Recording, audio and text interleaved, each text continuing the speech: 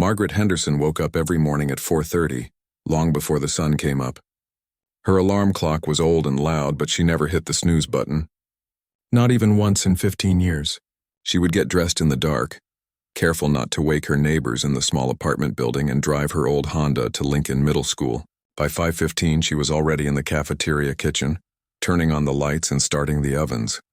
Most people never think about who makes their food or where it comes from. Kids especially. They just show up, grab a tray and eat. But Margaret thought about them all the time. Every single one of them. She knew which kids liked extra ketchup, who was allergic to dairy, and who always asked for the corner piece of pizza because it had more cheese. After 15 years, you notice things. You remember faces and voices and little habits that make each child different from the next one. Margaret was 62 years old. Her hands showed her age more than her face did. They were rough and dry from washing dishes and handling hot trays all day long. Sometimes her knuckles ached when the weather got cold, but she never complained. She had worked hard her whole life, and she was proud of that. Hard work was something she understood. It was something she respected. But there was one thing that happened in that cafeteria that she could never get used to, something that bothered her every single day, no matter how many times she saw it. It was the moment when a kid would stand in line with their tray ready to eat, and the lunch card machine would beep red. Declined.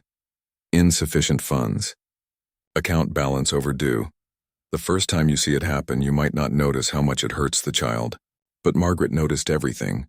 She saw how their shoulders would drop just a little bit, how their eyes would dart around to see if anyone else was watching, how some of them would try to joke about it, laughing it off like it was no big deal. But it was a big deal. She could see it in their faces. That mix of shame and hunger and helplessness that no child should ever have to feel. Some kids handled it differently. There was one boy, maybe 12 years old, who would just put his tray back and walk away without saying a word. He would go sit at a table in the corner by himself, pretending to do homework while everyone else ate. Margaret watched him do this 3 times in 1 week, before she started keeping track. Another girl would ask for just a carton of milk, even though Margaret knew she was hungry. The girl would sip that milk as slowly as possible, making it last the entire lunch period so she would not look different from everyone else. Margaret grew up poor herself. Real poor. The kind of poor where you wore shoes with holes in them and pretended your feet were not cold. The kind of poor where dinner was whatever you could find, and sometimes there was not much to find at all. She grew up in a small town in Kentucky, in a house that was not much more than a shack. Her father worked at a coal mine until his lungs gave out, and her mother cleaned houses for families who had more money than they knew what to do with. She remembered being hungry as a child. Not just regular hungry, but the kind of hungry that made your stomach cramp and your head hurt. The kind that made it hard to pay attention in school because all you could think about was food. And worse than the hunger was the shame. The feeling that everyone knew you were poor, that everyone was looking at you and judging you and feeling sorry for you. She hated that feeling more than anything else in the world. So when she saw these kids standing in line with their declined lunch cards, she felt it deep in her chest. It was personal, every single time. These were not just numbers on a screen or statistics in a report. These were real children with real feelings and real empty stomachs, and she could not just stand there and do nothing. Margaret started paying closer attention. She began to notice patterns. Some kids would have money on their accounts at the beginning of the month, but run out by the end. Others never seemed to have any money at all. She wondered about their families. Were their parents struggling to pay rent? Were their medical bills piling up? Had someone lost their job? She knew there could be 100 different reasons why a family could not afford to put money on a lunch account, and none of those reasons were the child's fault. One day, she found an old notebook in the storage room. It was just sitting there, probably left behind by a teacher years ago. She took it home, washed off the dust, and started using it. Every time a kid's lunch card got declined, she would write down their name. Not to report them or get them in trouble, but just to remember. She wanted to keep track. She needed to know exactly how many children were going hungry in her cafeteria. The list grew quickly. Within a month, she had filled up 3 pages. Within 2 months, she had filled up 5. The numbers shocked her. She had known it was a problem, but seeing it written down like that made it real in a way it had not been before. These were not just occasional incidents. This was happening every single day to dozens of different kids. Margaret lived alone. She had never married, never had children of her own. For years, people had asked her why. Relatives, co-workers, even random people at the grocery store seemed to think it was their business. She usually just smiled and changed the subject. The truth was, life had just worked out that way. She had been too busy taking care of her parents when they got sick. Too busy working and saving money and trying to build some kind of security for herself. And then one day she woke up and she was 62 years old and living alone in a small apartment with old furniture and a refrigerator that hummed too loud. But maybe, she thought, maybe this was why. Maybe she did not have her own children, because she was supposed to help these children instead. All 100 of them, or however many it turned out to be. She did not know yet, but she was going to find out. And then she was going to do something about it. Margaret's apartment was small but clean. She had lived there for 23 years, ever since she moved to town for the cafeteria job. The rent was cheap, which was good because her salary was not much. She made just above minimum wage even after all these years. The school district did not have a lot of money for raises, they always said. But Margaret never made a fuss about it. She had a roof over her head and food to eat. That was more than she had growing up. Her furniture was old. The couch came from a thrift store in the 90s. The kitchen table was something her aunt had given her decades ago. The television was so old it was thick and heavy, not like the flat ones everyone had now. But everything worked, and that was what mattered. Margaret had never been the type to care about having new things or keeping up with trends. She wore the same winter coat for 10 years. She cut her own hair. She bought generic brands at the grocery store and used coupons for everything. People at work sometimes asked her why she did not treat herself more, why she did not go on vacations or buy nicer clothes or get a newer car. She would just shrug and say she was saving for retirement. And that was true, sort of. She did have a savings account at the local bank. She had been putting money into it for years, little by little. $50 here, $100 there, whenever she could spare it. By now, she had saved up a decent amount. Not enough to retire rich, but enough to not be a burden on anyone when she got too old to work. But that night, sitting at her kitchen table with her notebook open and her bank statements spread out in front of her, Margaret was thinking about something else. She was thinking about those kids. The ones with the declined lunch cards. The ones who went hungry while their classmates ate. She could not stop seeing their faces. Could not stop feeling that knot in her stomach every time it happened. She picked up a pencil and started doing math. Her savings account had a little over $12,000 in it. Her monthly salary after taxes was about $1,800. Her rent was $500. Utilities were another 100 or so. Car insurance, gas, groceries. She wrote it all down, adding and subtracting, crossing out numbers and trying again. If she stopped putting money into her retirement account, that would free up $200 a month. If she cut her grocery budget in half, that was another 100. She could skip her annual donation to the church. She could cancel her internet service and just use the free Wi-Fi at the library. She could stop buying coffee on her way to work and make it at home instead. Every little bit would help. Then she looked at the bigger number. Her savings. $12,000. It had taken her years to save that much. Years of saying no to things she wanted. Years of being careful with every penny. That money was supposed to be for emergencies. For when she got too old to work. For when her car finally died or her apartment needed repairs she could not afford otherwise. But was this not an emergency too? Were these kids not worth it? She thought about her own childhood again. Remembered what it felt like to be hungry. Remembered the embarrassment of being the poor kid. If someone had helped her family back then, it would have changed everything. It would have meant the world. Maybe it would have even changed the course of her whole life. Margaret made her decision that night. She would use her savings to pay off the lunch debts, not all of it at once. She would be smart about it. She would start with what she could afford and see how far it would go. She did the math again, more carefully this time. The average lunch debt per student was about $110. Some kids owed more, some owed less, but that was the average. If she used $3,000, she could clear the debts of about 27 or 28 students. $3,000. It was a lot of money. More money than she had ever spent on anything except rent over the years. Her hands shook a little as she wrote out the check. But she did not hesitate. This felt right. This felt like what she was supposed to do. The next morning, Margaret arrived at school even earlier than usual. She wanted to catch Mrs. Chen before the day got too busy. Mrs. Chen was the administrative assistant who handled all the lunch accounts. She had worked at the school for almost as long as Margaret had. They were not exactly friends, but they were friendly. They said good morning to each other. They made small talk about the weather. Margaret found Mrs. Chen in her office, sorting through papers and getting ready for the day. She knocked softly on the open door. Mrs. Chen looked up and smiled. "Morning, Margaret. You are here early today." Margaret stepped inside and closed the door behind her. She reached into her purse and pulled out the check she had written the night before. Her heart was pounding. She felt nervous, which was silly. She was doing a good thing. But still, it felt strange to be doing something like this. "I need to ask you for a favor," Margaret said quietly. "A big favor? And I need you to keep it just between us."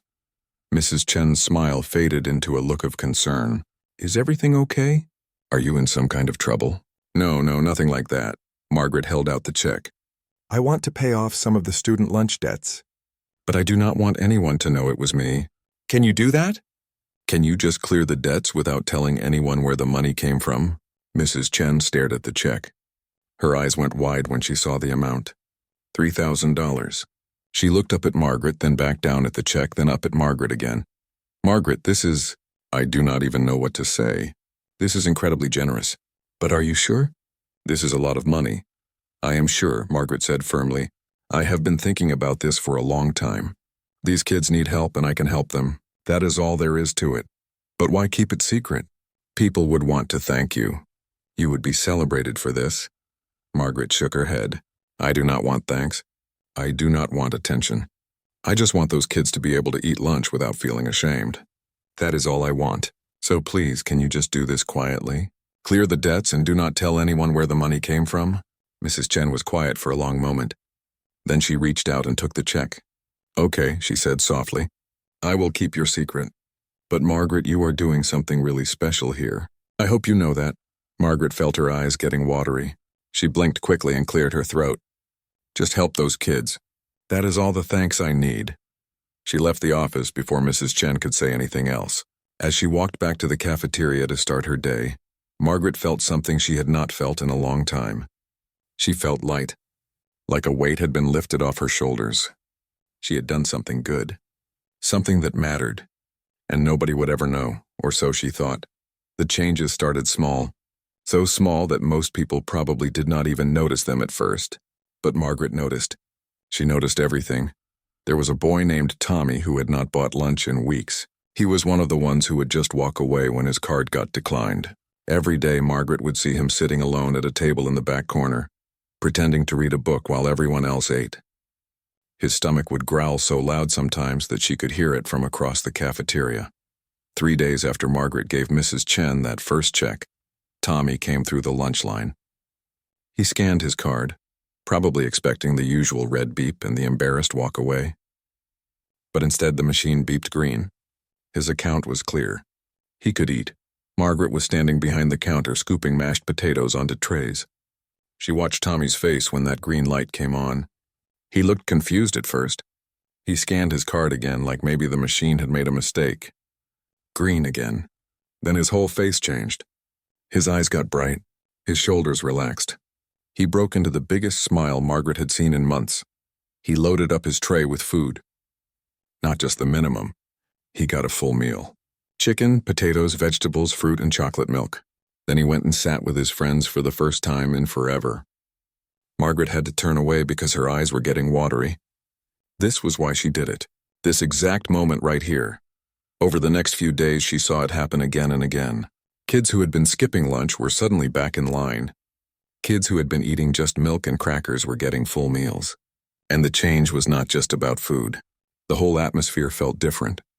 There was less tension, less shame. Kids were laughing more, talking more, being kids again. But Margaret was not done. Not even close. That first $3,000 had helped about 28 students. But there were so many more. Her notebook had dozens of names still on it. Every time she got paid, she would sit at her kitchen table and do the math again. How much could she spare this month? How many more kids could she help? She picked up extra hours whenever they were available. When the school had evening events or weekend functions, she volunteered to work the concession stands. She even took a part-time job on Saturdays at a local bakery, getting up even earlier than usual to frost cakes and bag donuts before her shift at the school. Her friends and neighbors started to worry about her. They said she was working too hard, that she was going to wear herself out. But Margaret would just smile and say she liked staying busy. What else was she going to do with her time anyway? Sit at home and watch television? The truth was she had found her purpose. For years, she had just been going through the motions, working, saving, existing, but now she was actually making a difference. Every dollar she earned meant another child could eat. Another child would not have to feel that shame and hunger she remembered so well from her own childhood. She started cutting costs even more.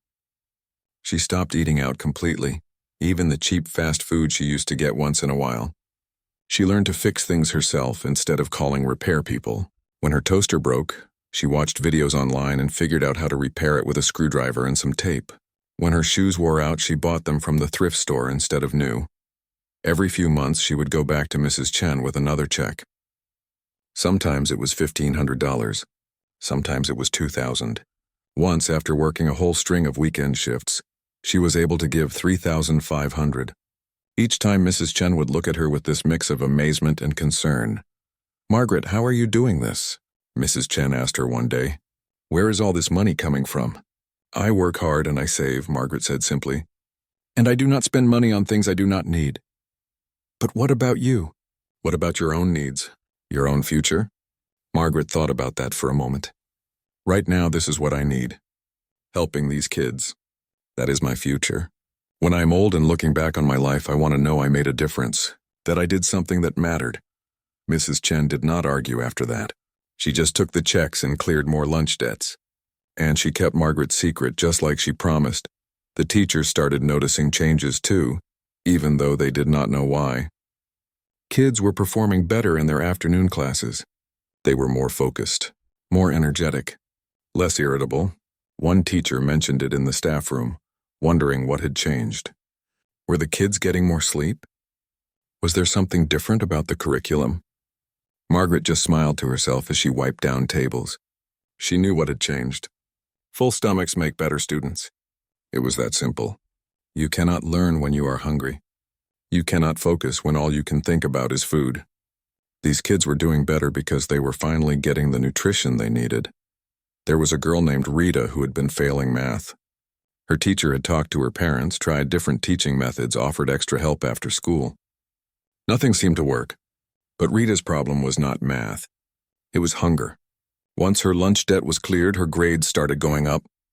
Within 2 months, she went from an F to a C. By the end of the semester, she was getting Bs.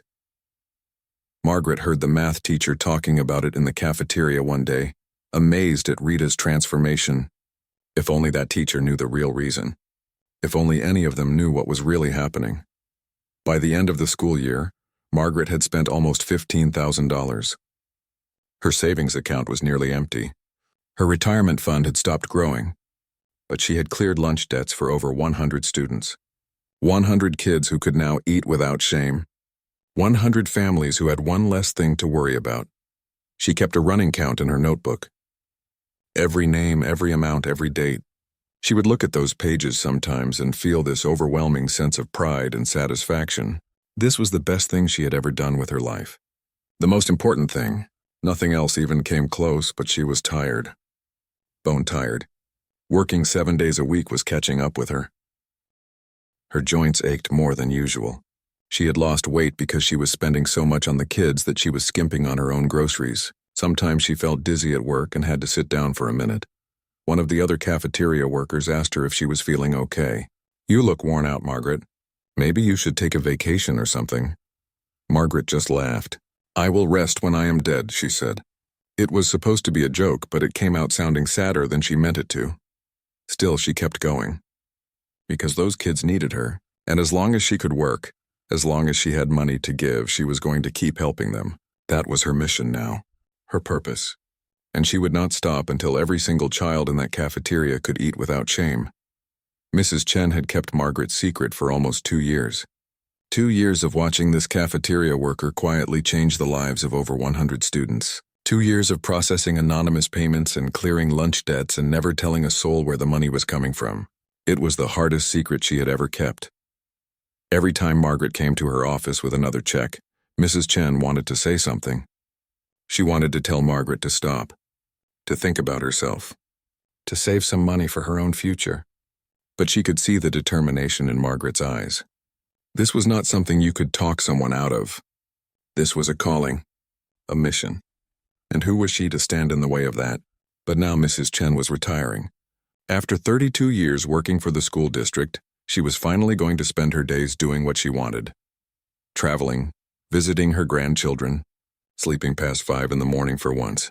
Her last day was coming up fast, and she had to meet with Principal Davis to tie up loose ends and transfer her duties to whoever was replacing her. She sat in the principal's office on a Tuesday afternoon, going through files and account information. Principal Davis was asking questions about various procedures and policies. How did the lunch account system work? Where were the records kept? Was there anything unusual he should know about? That last question hung in the air.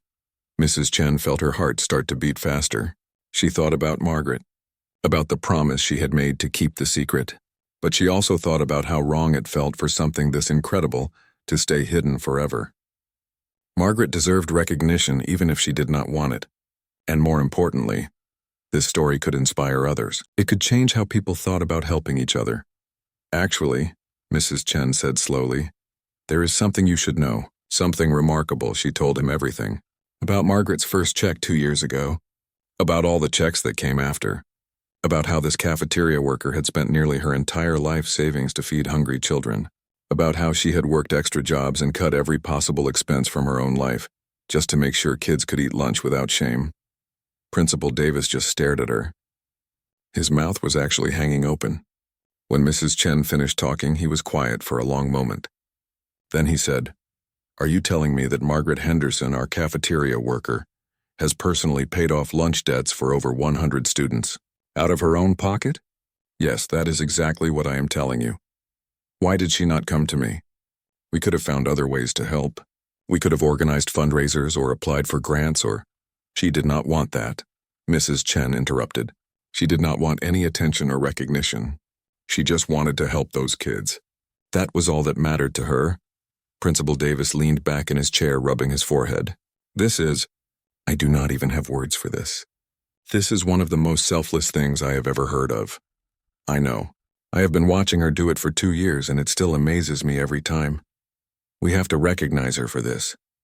We have to do something. Mrs. Chen nodded. I know.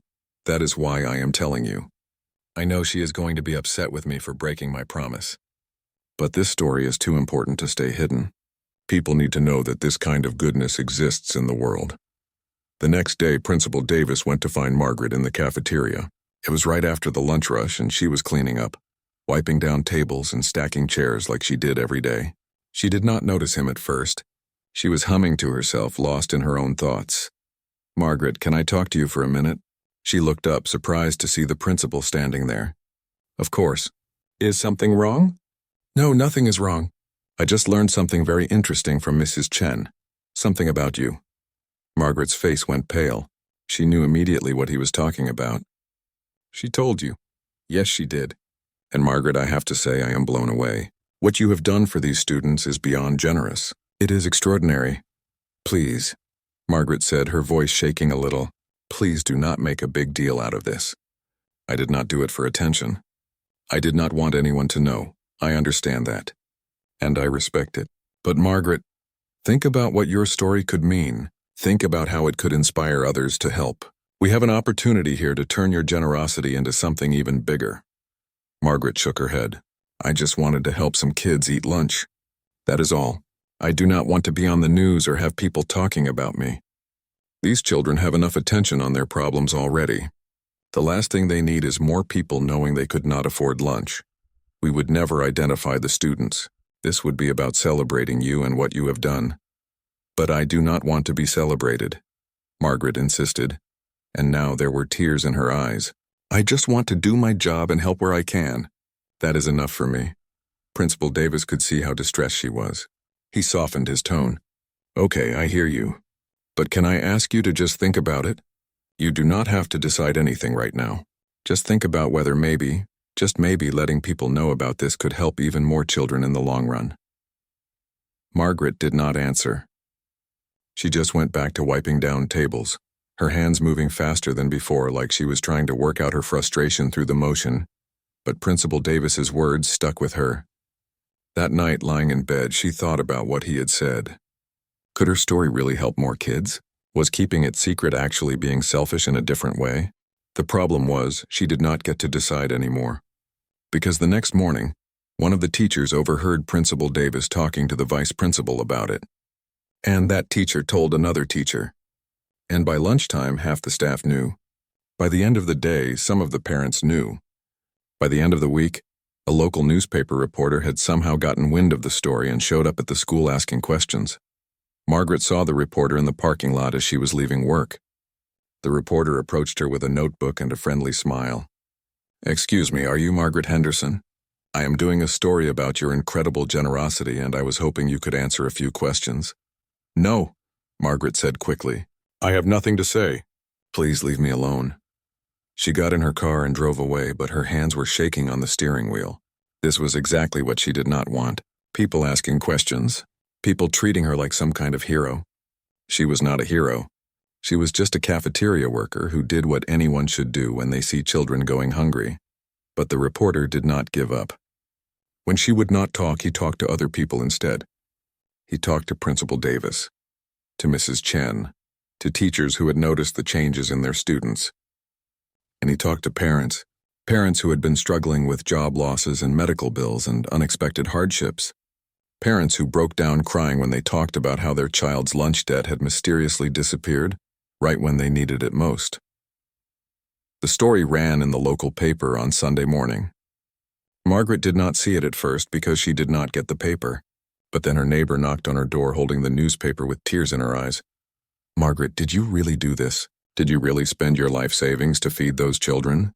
And just like that, her secret was out for the whole world to see. Margaret did not leave her apartment for 2 days after the newspaper story came out. She was not sick. She was not hurt. She was just overwhelmed. Her phone kept ringing with numbers she did not recognize. People she had not talked to in years were suddenly calling her.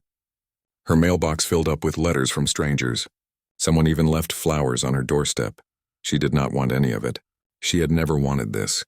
All she wanted was to help some kids eat lunch, and now it felt like her whole life had been turned upside down. She felt exposed, vulnerable, like someone had taken something private and personal and put it on display for everyone to gawk at. But on the third day, there was a knock on her door that she could not ignore. It was Principal Davis, and he had come alone. No reporters, no cameras, just him. "Margaret, I know you are upset," he said when she opened the door, "and I understand why. But I need you to come to the school tomorrow, just for 1 hour. There is something you need to see." "I do not want to be part of some big ceremony or press conference," she said firmly. "I know, and this is not that. I promise. Just 1 hour. After that, if you want everyone to leave you alone, I will make sure it happens.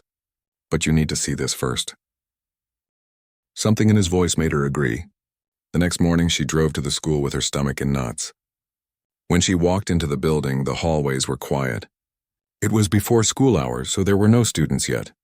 Principal Davis met her at the entrance and led her to the gymnasium.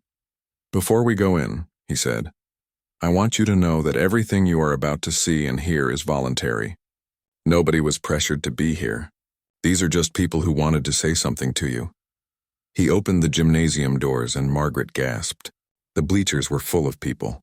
Students, parents, teachers, staff members, hundreds of them. And when they saw her, they started clapping. Not wild cheering or screaming, just steady, respectful applause that seemed to go on forever. Margaret's eyes filled with tears immediately. She tried to turn around to leave, but Principal Davis gently guided her to a chair that had been set up in the middle of the floor. "Just listen," he said softly. "That is all you have to do. Just listen." One by one, people came forward to speak. The first was a woman in her 40s, dressed in a nurse's uniform. She was crying before she even started talking. "My name is Beth, and I am Tommy's mom," she said, her voice shaking. 2 years ago, I was diagnosed with cancer. The medical bills were crushing us. We were barely keeping our heads above water. I could not afford to put money on Tommy's lunch account. and it killed me inside knowing my son was going hungry. Then one day, out of nowhere, his debt was cleared. I thought it was a mistake at first, but it kept being cleared month after month. I did not know who was doing it or why. I just knew that someone somewhere cared about my son. That kept me going through the hardest time of my life. Thank you, Margaret. Thank you for seeing my boy when I could not be there to feed him myself. Margaret was sobbing now. She covered her face with her hands, but the tears kept coming. More parents came forward. A single father who had lost his job and was working 3 part-time gigs to make ends meet. A grandmother raising her grandchildren after their parents died in a car accident. A mother whose husband had left her with 4 kids and no child support. Each one had the same story. They had been struggling. They had been drowning. And Margaret's kindness had been a lifeline they did not even know they needed. Then the students started talking. Tommy, the boy who used to sit in the corner pretending to read, spoke about how having lunch changed everything for him. How he could finally focus in class. How he started making better grades. How he joined the basketball team because he finally had the energy to play sports. Rita, the girl who had been failing math, talked about how she had thought she was just stupid. How she had been ready to give up on school completely. But then she started being able to eat lunch every day, and suddenly her brain could work again. She was graduating high school next year and had already been accepted to 3 different colleges. One by one, the children shared their stories, and Margaret realized something she had never fully understood before. She had not just been feeding them, she had been giving them hope. She had been showing them that someone cared, that they mattered, that they were worth helping. A teenager named Kevin was one of the last to speak. He was probably 17 or 18, tall and thin with glasses. His voice was quiet but steady. I do not know if you remember me, Miss Margaret. I graduated 2 years ago, but I was one of the kids you helped. I was in 8th grade and things were really bad at home. My mom was sick. My dad was gone. I was basically taking care of my little brothers by myself.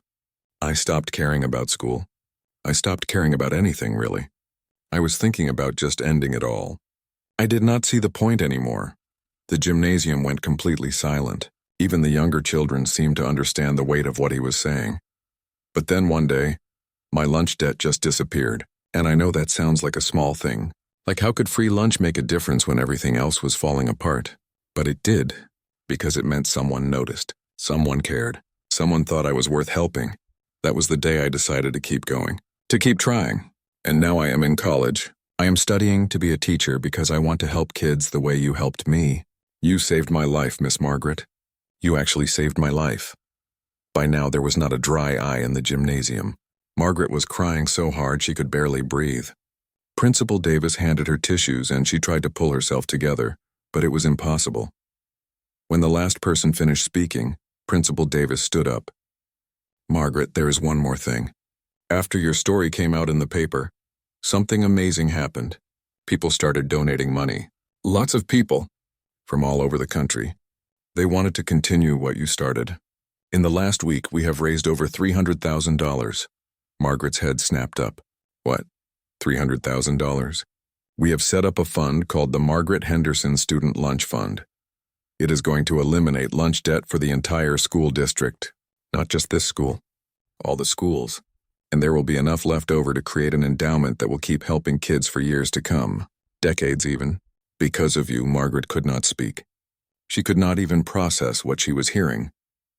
$300,000? How is that possible? Principal Davis continued. Your generosity inspired thousands of people, Margaret. Working-class people who understood struggle sent $5 and $10. Wealthy people sent thousands. Celebrities who heard your story sent even more. Everyone wanted to be part of this. Everyone wanted to help. And it all started because one woman decided that hungry children mattered more than her own comfort. The crowd started applauding again, and this time Margaret did not try to stop her tears. She just let them fall, because she finally understood what Principal Davis had been trying to tell her. Her story did matter. Not because she was special or heroic, but because it reminded people that ordinary humans could do extraordinary things.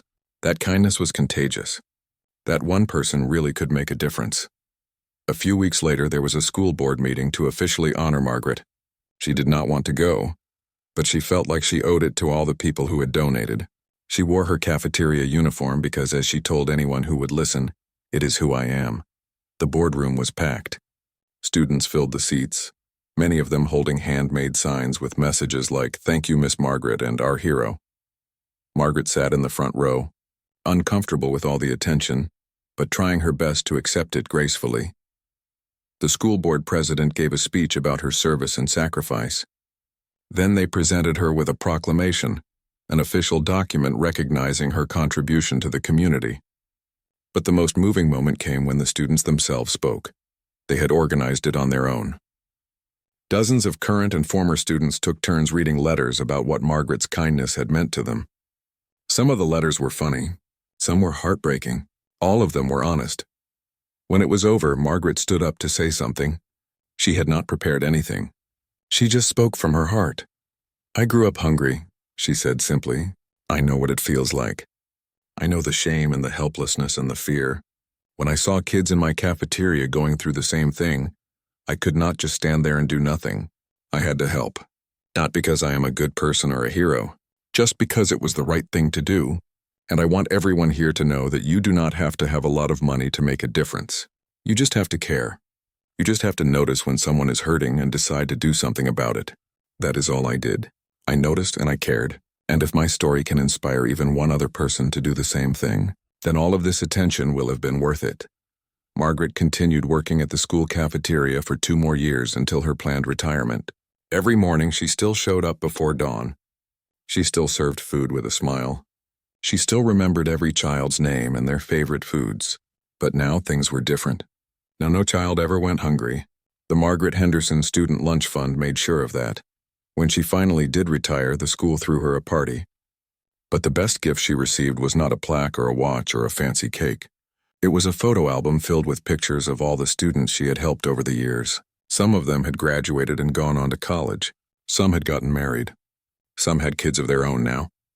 And every single one of them had written a message thanking her for believing in them when they needed it most. Margaret kept that album on her coffee table. When people asked her about her life, about her legacy, she would point to those pages and say, This is what matters. Not the money I spent or the recognition I got. These children. These lives. That is what it was all about. And she meant every word. Margaret's retirement did not look the way she thought it would. She had always imagined quiet days at home, maybe doing some gardening, reading books she never had time for, and just resting after a lifetime of hard work. But that is not what happened. Instead, her life became busier than ever, just in a completely different way. The story about what she had done spread far beyond their small town. News websites picked it up. Television stations called asking for interviews. Magazine writers wanted to feature her story. At first, Margaret turned them all down. She did not want the attention. But then she started getting letters. Hundreds of them, then thousands. Letters from all over the country, from all over the world even. From people who had been touched by her story. Some letters were from other people who worked in schools, janitors, teachers, bus drivers, secretaries. They wrote to tell her about children they had noticed who were struggling. They wanted advice. They wanted to know how they could help. Some of them included small checks, asking Margaret to use the money however she thought best. Other letters were from people who had been hungry children themselves years ago. Adults now, some of them elderly, writing to say thank you to someone who reminded them of a person who had helped them long ago. They shared their own stories of kindness they had received or witnessed. They told her that her story had made them remember that there was still goodness in the world. One letter in particular stuck with Margaret. It was from a woman named Linda who lived 3 states away. Linda wrote about how she had been planning to take her own life. She had lost her job, her house, and her hope. She had written goodbye letters to her children and was planning to end it all on a Sunday morning. But that Saturday she saw Margaret's story on the news. She watched this ordinary woman who had given everything to help children she barely knew, and something shifted inside her. If someone like you could care that much about strangers, Linda wrote, then maybe I mattered too. Maybe my life had value even when I could not see it. Your story saved my life, Margaret. I got help. I am working again. I am rebuilding. And I will never forget that it started with your kindness to those children. Margaret cried when she read that letter. She read it over and over again. She had never imagined her simple act of feeding hungry kids could ripple out so far, could touch lives she would never meet. could save someone she would never know. She started accepting some of the interview requests. Not for herself, but because she realized she had a platform now, a voice that people would listen to. And she could use that voice to talk about things that mattered: child hunger, poverty, the struggles that so many families faced in silence, the small ways that ordinary people could make extraordinary differences. Her first television interview was terrifying. She sat in the studio with bright lights and cameras, wearing the nicest outfit she owned, which was still pretty plain. The interviewer was kind but asked difficult questions. How did it feel to sacrifice her retirement savings? Did she ever regret it? What did she want people to learn from her story? Margaret thought carefully before answering. "I do not regret it for 1 second," she said. "Money comes and goes. But those kids, those are real lives, real futures. How could I put my own comfort ahead of that? And as for what I want people to learn, it is simple. You do not have to be rich to make a difference. You do not have to be famous or powerful or special. You just have to notice when someone needs help and then actually do something about it." The interview aired on a national morning show. Margaret's phone did not stop ringing for days. But something else happened too. People started taking action. All across the country, similar stories began appearing in local news. A bus driver in Texas who had been buying shoes for kids who needed them. A librarian in Maine who had been paying overdue book fees so children would not lose library access. A crossing guard in California who had been packing extra sandwiches for students she noticed were hungry. Margaret's story had given these quiet helpers permission to be seen. It had shown them that their small acts of kindness were not insignificant. They were everything. And it inspired even more people to start looking for ways to help in their own communities. Schools across the nation began eliminating lunch debt programs entirely. Some states passed laws making it illegal to deny meals to children regardless of their account balance. The conversation about child hunger in America had shifted, and Margaret had been part of making that happen. But the most meaningful change happened in Margaret's own community. The fund that had been started in her name grew and grew. Local businesses started contributing a percentage of their profits. Churches and community groups organized fundraisers. Students at the high school started a program where they raised money through car washes and bake sales to keep the fund going. And then the fund expanded beyond just lunch debt. They started providing backpacks and school supplies to kids who needed them. They created a program to help families pay for field trips and sports fees so that no child had to miss out on experiences because of money. They even started a scholarship program for graduating seniors who wanted to go to college but could not afford it. Margaret served on the board that managed the fund. She met once a month with teachers, parents, and community leaders to decide how best to use the money. She loved this work. It felt purposeful, important, like her whole life had been leading up to this moment where she could make the biggest impact. One evening, about a year after her retirement, Margaret was invited to speak at the high school graduation. She almost said no. Public speaking still made her nervous. But Principal Davis, who was now the district superintendent, convinced her. "These kids need to hear from you," he said. "Especially the ones you helped. They deserve to thank you properly."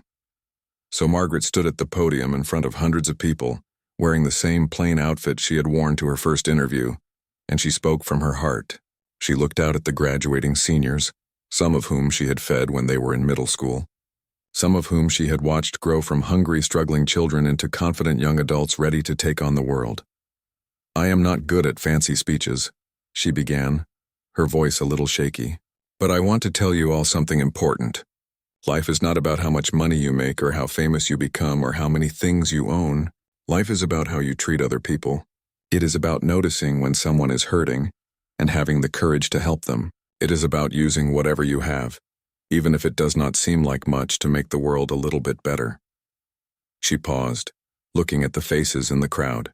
"Some of you sitting here today were the children I helped. You know who you are, and I want you to know that helping you was the greatest privilege of my life. You did not owe me anything then, and you do not owe me anything now. But if you want to thank me, do it by helping someone else someday. Notice the people around you who are struggling. Be kind. Be generous with whatever you have to give. That is how you change the world. One person at a time. One act of kindness at a time." The gymnasium erupted in applause. Students stood up. Parents stood up. Teachers stood up. Everyone was on their feet, clapping and crying and smiling. Margaret felt overwhelmed by the love in that room. She had spent so many years feeling invisible, just another cafeteria worker that nobody really noticed. But she was not invisible anymore. She was seen. She was valued. She mattered. After the ceremony, dozens of students lined up to hug her and take pictures with her. Some of them gave her flowers. Others gave her handwritten notes. One young woman, a girl named Rebecca who Margaret had helped 5 years ago, handed her a small gift wrapped in tissue paper. "Open it," Rebecca said with a shy smile. Inside was a simple picture frame with a photo of Margaret serving food in the cafeteria. Underneath the photo, Rebecca had written, "To the woman who taught me that love is an action, not just a feeling. Thank you for loving us by feeding us. I will carry your lesson with me forever." Margaret held that frame to her chest and cried happy tears.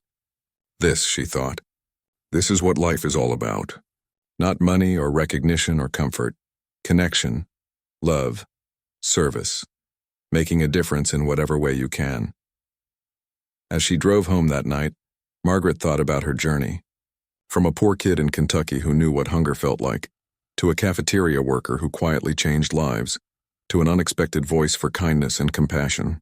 It had not been the life she planned, but it had been a good life, a meaningful life, a life that mattered, and that was more than enough.